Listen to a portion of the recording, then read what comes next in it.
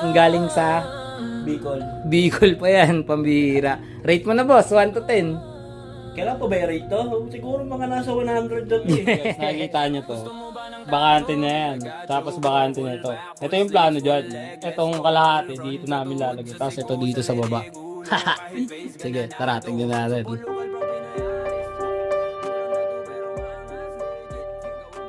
Ngayong araw, isang murang tattoo na naman ang ibibigay natin para sa repeat client nating bodyguard, maskulado, macho guapito na Uragon na Bicolanong taga Bicol na mahilig sa Bicol Express na luto ng Bicolanang tagaluto ng lutong bahay na pinamamahayan ng mga taong Bicol ang salita na kagaya ng sa lola ko na lumaki din sa parehong probinsya na Kabayan.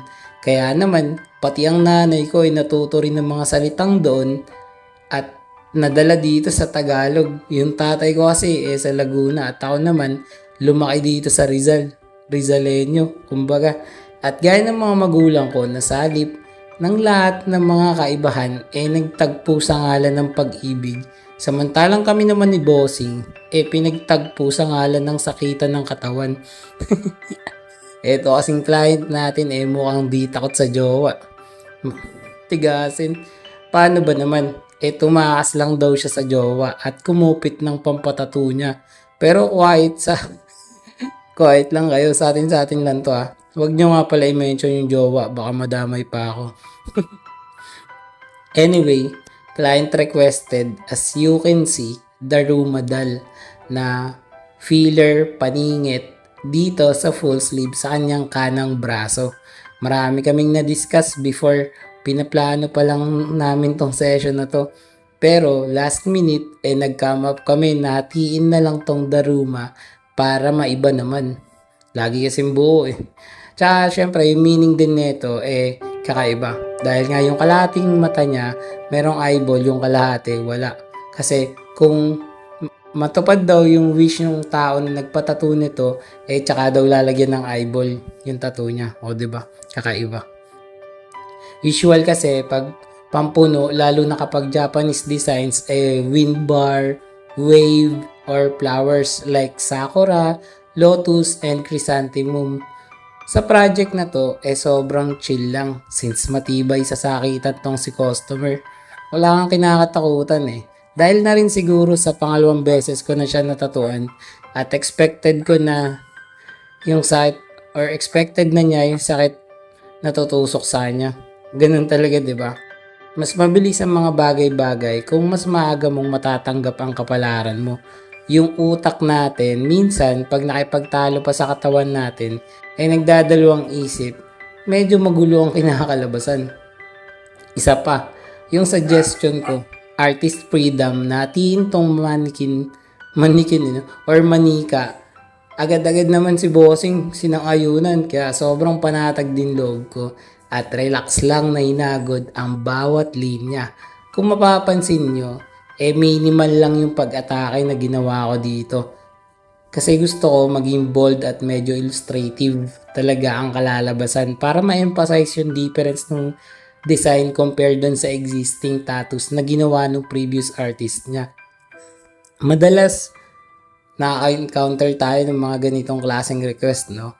Yung mga naiwang espasyo, sa ating papabanatan. Oo, nakakapanghinayang na hindi tayo ang nag-iisang gumawa ng braso niya. Pero gaya ng palagi kong nararamdaman, masaya na makita ang gawa ng mga kabaro natin dito sa industriya. Isa rin ito sa mga pagkakataon para makita ng personal, makilatis, mapag-aralan at ma-appreciate ang sining ng ibang artist na siya ring makapagbibigay sa atin ng karagdagang kaalaman para sa mga darating pang mga trabaho at obra. Teka, napahaba na naman pala tong video ko. Lately kasi medyo naging busy kaya ngayon lang ulit nakapag-upload. Sa wakas kasi Matapos ang mahabang paghihintay nakalipat na rin ang tattoo studio ko dito sa Batangas kung saan permanente na rin ako maninirahan.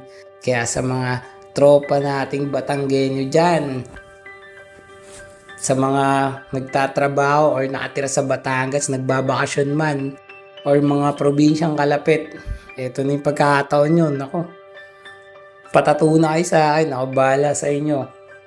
Kung gusto nyo naman ng home service or kung gusto nyo magpa-schedule, PM nyo na agad ako sa FB page More Than Vlogs. Text o tawagan ako sa cellphone number ko 0970-825-0395. Huwag kayong mag-alala guys, yung mga naiwan ko dyan sa Rizal, sa Manila, makakarating pa rin naman ako dyan. Kontakin nyo lang ako, pag-usapan natin. Ako nadadayo sa inyo, mumotorin ko lang yan. Tapos, sa mga mga inquiries dyan, mga nagtatanong kung ano ba yung mga 40-40 ko, kalimitan ako, black and gray lang. Pero kung mga basic colors lang naman yung mga babanatan natin dyan, kayang-kaya ko naman yan. Kumpleto tayo ng tinta. Paano? Bago matapos tong video, alamin at panoorin muna natin ang tattoo client review. Let's go! Yeah, gusto mo ba ng tattoo? I got you bro. Full back, full sleeves, full leg, let's go. Full front, sa tuhod, sa siko, sa leeg, ulo kahit face ganado.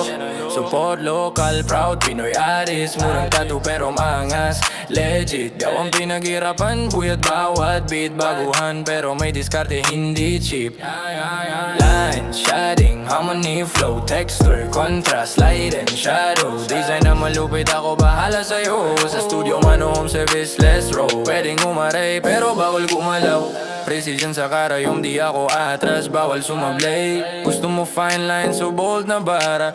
Ko bahala, wag madala. Check my craft, bawal stroke may puso. Pinagpuyatan kaya siguradong gusto. Bossing, tapos na yung tattoo natin. Anong masasabi mo? Quality, grabe, the best. Yun. Sarap balik-balikan. Repeat client natin si Bossing galing sa Bicol. Bicol pa yan, pambihira. Rate mo na boss, 1 to 10. Kailan ko ba i-rate to? Siguro mga nasa 100 dot eh. Yes. Grabe, sobrang solid supporter niya ni Bossing. Laki po ng binyahe. Ulit ka pa ba? Ulit ba? Salamat boss sa tiwala. Bossing, tapos na yung tattoo natin. Anong masasabi mo? Quality, grabe, the best. Yun. Sarap balik-balikan. Repeat client natin si Bossing galing sa Bicol. Bicol pa yan, pambihira. Rate mo na boss, 1 to 10. Kailan ko ba i-rate to? Siguro mga nasa 100 dot eh. Yes. Grabe, sobrang solid supporter niya ni Bossing. Laki po ng binyahe. Ulit ka pa ba? Ulit ba? Salamat boss sa tiwala.